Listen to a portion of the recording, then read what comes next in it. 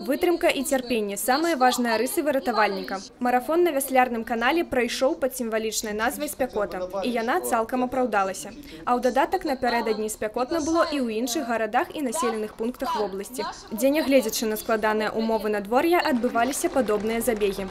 Агульная працягласць дыстанцыі – 165 километров.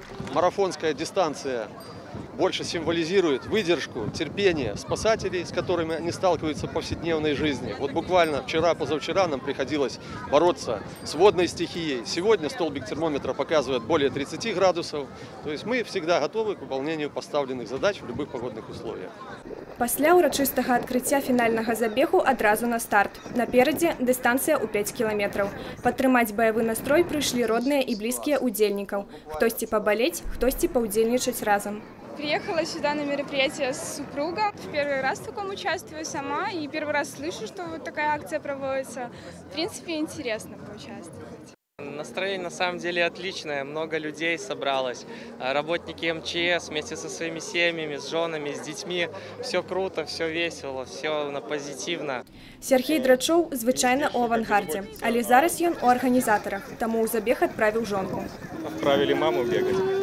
У нас мама спортивная, мы обеспечиваем проведение мероприятия. Конечно, было сложно, но с другой стороны это такой шажочек, так сказать, приблизил к спорту, потому что уже хочется немножко почаще этим заниматься. Акрамя супрацоўнікаў МНС у марафоне удзельнічалі і аматары бегу. Так першым да фінішу прыйшоў Виктор Михнюк. Я где-то уже года полтора занимаюсь в школе бега Айран, есть такая в Бресте.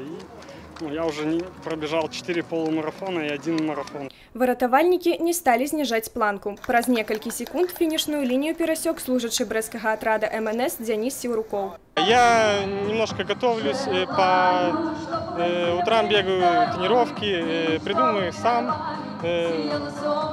Тренировался раньше у тренера, немножко имел какую-то подготовку, какие-то азы. Лепшыя удзельнікі атрымалі ўзнагароды дыпломы першай, другой і трэцяй ступені. Анастасія Кудзіч, Тыгран Акапян, тэлерадыёкампанія «Брэст».